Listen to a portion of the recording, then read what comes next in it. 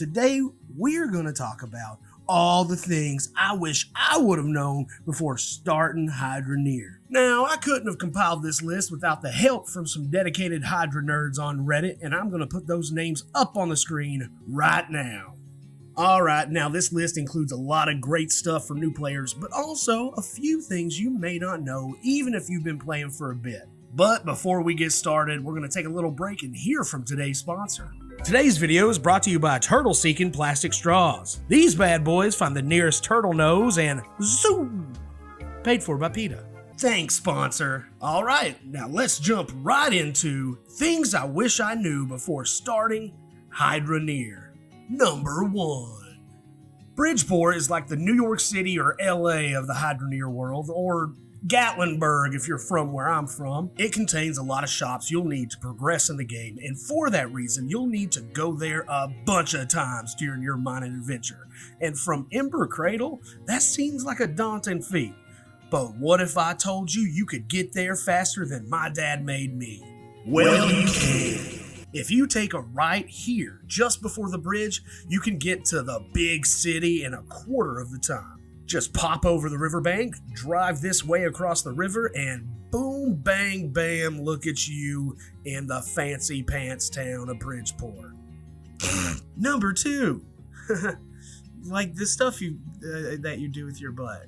One of the most important structures in your mining adventure is the forge, and it is crucial for progress in the game. Here's some things I wish I knew about it before starting. Now, located in this forge, there are some grates on the ground that some of you may have already discovered. Not the best for walking on. Well, I've got a solution for you. All you got to do is grab some of those pallets you aren't using, lay them each over the grate in a 2x2 square as you see here, and you can walk back and forth over the grates now without worry. Another cool little tip concerning pallets in the forge is that you can take one, put it on the center of the anvil where the harvesters and drills and boosters get crafted, and when you pull that hammer, it is going to craft those drills, harvesters, boosters directly on the pallet to expedite transportation after the fact. And lastly, in regards to the forge, and this one is less of a tip and more of just a FYI for those of you that might be confused, but you only need to purchase one of each miniature in the shop here, and with that one miniature, you can craft as many items as you like of that variety. Number 3. Starting out, I made jewelry and weapons the only way I thought you could, by heating my bars individually, then trying to balance them carefully on the anvil, hoping to Hydroneer God that the first bar hadn't cooled yet. Little did I know, I had been smithing like a goddamn caveman. You see, I soon discovered that if you heat a single bar first, place it on the anvil, then cut it with the saw, then the subsequent bars will also be heated and ready for processing into necklaces or swords or whatever you want. Now maybe this method is a little too tame for you. Maybe you need a little more chaos. Well, I got some news for you, you absolute psychopath. You see, Hybrid Still's blacksmith soup is perfect for all your baddie blacksmithing needs. The concept is simple, people. Put all your jewels and bars into a pan, throw that sumbitch on a furnace, and then when it's hotter than Jason Momoa making meat pies in Mexico, you throw the pan on the anvil and hammer away. Just make sure to change your recipes in between, or using one pan for jewelry and one pan for weapons. But wait, there's more! One of the best things about this method is that everything you just crafted sticks inside the pan to make for more efficient selling. Number 4. I don't know what you want me to say. This one's pretty self-explanatory, and I can't hold your hand through everything, you fucking baby. I swear, do I have to do every fuck? Number 5. Now, you've heard of a big juicy dump truck. But what about a big juicy jump truck? Seriously, who's writing this shit? Was this you, Daryl? Did you put... I was under the impression that we were all professionals here. And then you give me garbage like this. You give me absolute duty trash like this. Big juicy jump truck? Are you fucking... I mean, I'll say it, but not your best work, buddy. Now, this weird yet completely useless trick is done by holding W and spacebar while sitting in your truck. You'll notice the cars start to wiggle around in place, and then in a few seconds... Whoosh. Number 1. Have you tried turning it off and back on again? We've all been victims of it, and we all know what it's like to suffer from conveyor constipation. But isn't it time to stop suffering and start living? Well, with Turn It Off, You Dummy, you can. That's right, with just one dose of turning your system off before saving and exiting the game, you and your loved ones can not only treat, but prevent future outbreaks of conveyor constipation. In other words, shut off your damn machines before you save and exit the game to prevent resource buildup messes, you dummy. Ask your doctor if Turn It Off, You Dummy is right for you. Thanks, Turn It Off, You Dummy. Whoosh. Number 2. Precisions. Just like in real life, it's the little things that matter. Ladies. No? Okay, shit. And in Hydroneer, it is no different. Building in this game can be tough, and Hydra God knows I've spent way more time than I should have trying to get a concrete block into the ground. But this tip can help with just that. If you use the mouse wheel while placing items, you can fine-tune the placement in increments to build more efficiently and with significantly less frustration. Whoosh. Number 3. Processing propels profits pronto. This one is pretty self-explanatory, but is so very important. It's also kind of one of those things you kind of just, learn as you play naturally. However, we also all start the game by selling raw resources and bars. So I just wanted to break down some of the actual math for y'all to show you some of the gains you can expect from processing your valuables. To demonstrate this, I took 3 of the exact same size iron bar and processed them each into a different weapon. Now, as you can see, compared to just the iron bar, the dagger is now worth about 10% more. Now let's take a look at the axe and sword. At 20 and 30% respectively, you can see that with each processing tier, the weapon's value increases by about 10%. Now we're going to take a look at the gold bar and the 2 types of jewelry you can make with it. Just like the iron, we're going to start out with multiple gold bars of equal weight, as well as identical cut gems. Now you can increase your profits with rings and necklaces simply by changing what gem you use. You see the onyx is worth the most, followed by the ruby, followed by the sapphire, then finally the emerald. But for now, we're just going to stick with one of them. Now, after processing these, you're going to find that much like the iron bars and the weapons, the necklace is worth 10% more than the ring, and the ring 10% more than the total of the gold bar and gem combined. Now, of course, if those gains don't tickle your little hydro pickle, you can always get more at the stock market, but... And it's like you work so hard and they've spread them out all over the place and you journey all the way over towards them just to find out they're always fucking down. Like your grandpa's dick, it leaves a bad taste in your mouth. So we'll just go to Bridgeport, 97.4. I'd rather let Jared Fogle babysit. Well, Whoosh. Number 4. Angling gets them pockets jangling. Fishing in Hydroneer is the fastest way to make Hydro coins early game, despite being super RNG heavy. This essentially means that there's no method to the madness. Now, with that being said, let's jump into the process. Just start the game like you normally would by grabbing your shovel, pan, bucket, and brush and get your broke ass to work. These fish ain't gonna catch themselves. Now, once you've made enough money for about 2 bags of beef jerky, head over to the shop nearby and buy your first rod. Now, a lot of players like to use the pan or the fishing bucket, but I prefer something a little more all-encompassing. So grab your cart, line it up so the fish fall safely inside, and then mindlessly click every 4 seconds for as long as you want and watch the money and mackerel start piling up. Periodically, you'll catch rare fish, or Yeezys, but just like in real life, they're worthless. The fish, on the other hand, can be used to upgrade your rod. And fellas, you should always upgrade your rod. Ladies will try and tell you that they prefer more average rods and that the higher ranked rods hurt sometimes, but they are lying. So upgrade those rods. Once you're top tier like this guy, you'll be well on your way to becoming a millionaire without having to worry about digging ever again. Now get back out there. Like I said before, these fish ain't gonna catch themselves. Well, I'll be damned. Whoosh. Number 5. Go low, not slow. Now, some people may be a little confused about the tier system when it comes to the dirt and Hydroneer. So I wanted to clear up first that the dirt itself is not necessarily part of that tier system, and it is in fact the elevation of your machines that matter. So you can't take dirt from tier 1, plop it down in tier 2 and expect your iron drills to work, or take dirt from tier 2, put it on the surface, and have your drills popping out larger chunks. Essentially, your goal is to get as low as possible, as quickly as possible. In other words, if you want to keep a certain hand sorter happy, you gotta go down early and often. So take out that massive tool, probe deep into that filthy little plot, destroy its insides, and just what? Wait. Wait, what? Wait, what was it talking about again?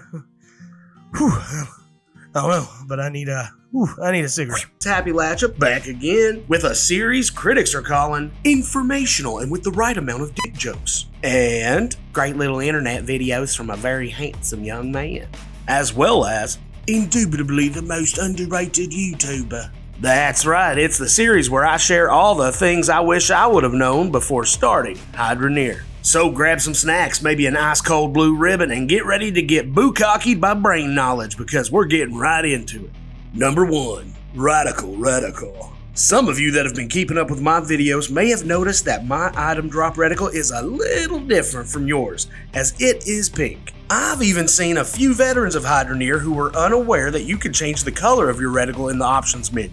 To do this, hit escape, go to this tab here, and click through all the color options to see which you like the best. It's useful as you can get yourself a little more contrast of your drop dot against the colorful terrain to help improve your workflow. I imagine it can also be helpful to some of those out there with certain forms of color blindness to make the game a bit more accessible. It's also just a nice way to further customize your experience. That being said, I figure this would also be a good time to discuss this very controversial topic plaguing the Hydroneer community, so to all those smooth brain geniuses out there who have qualms with there being 2 reticles instead of just one, clearly have never had to clean a conveyor mess up by hand if you didn't turn it off, you dummy. That second reticle is crucial to workflow, as you can just click away while the mess disappears. Now quit you bitching or go back to playing Monkey Preschool Lunchbox, you absolute toddler.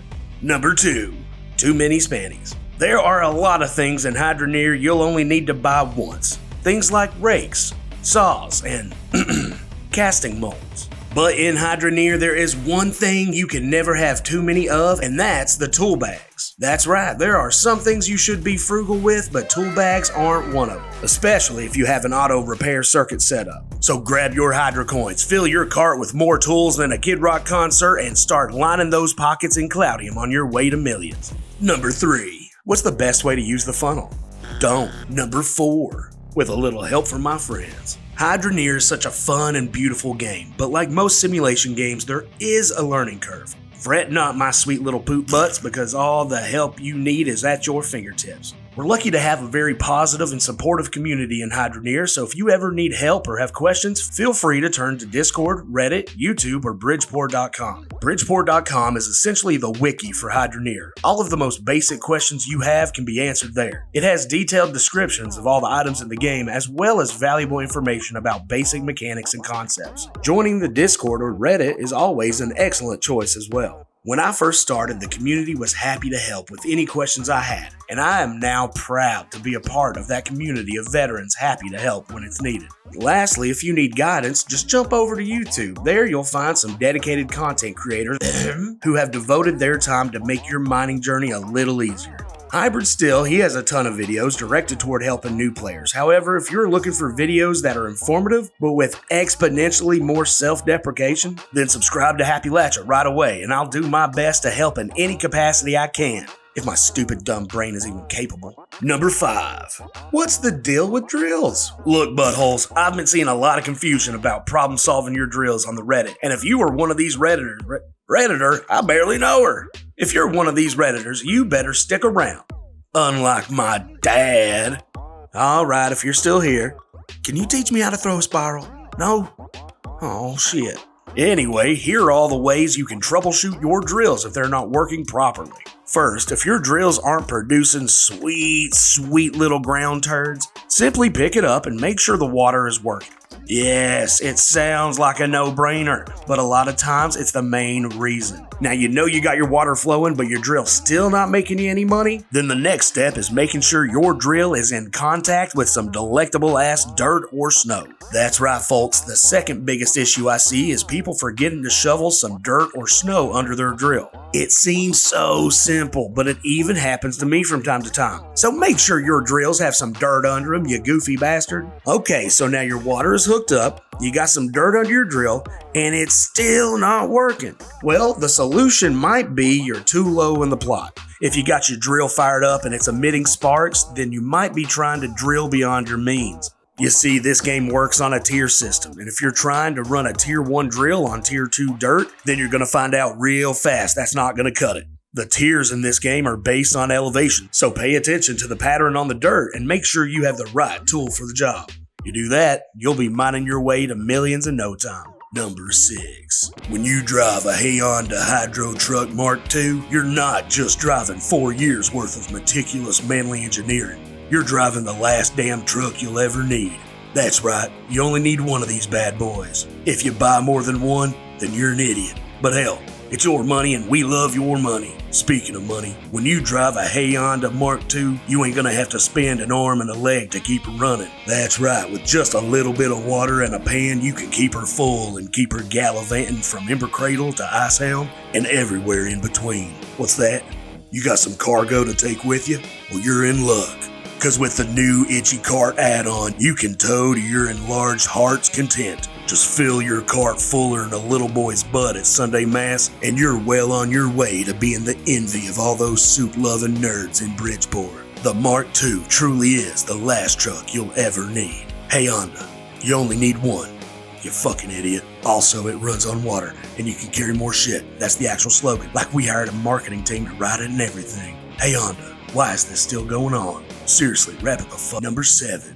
This one is a tip specifically for the DLC, Journey to Volcalidus, that I've already covered in a previous video. I implore all of you watching to try it out if you haven't already, mainly because there is a trick in Volcalidus that can make you tons of money in a very minuscule amount of time comparatively. Here's how. First, complete the starting quest for the incessant NPCs, which should net you a solid 1,250 Hydro coins to start your empire. Typically from here, it's the same old song and dance of shovel, shovel, shovel, dump, shovel, shovel, shovel, dump. But with this money, you can automate from the start. Money in hand, head to the shop in Newglade where you'll buy 2 intake pipes, a tool bag, 1 extra spanner, and both starting drills. Now head back to Dawn Rest and set up your drill similarly to this. After that, put a pan right smack dab in the middle and power on this profit propeller until it breaks, which takes around about 20 minutes. Once that sucker's sparking, just repair it and repeat. The spanners we have will allow you 4 full cycles from the drills before having to get more, which won't be an issue because now you have more money than you'll know what to do with. Now go out there and become the tycoon you were always meant to be.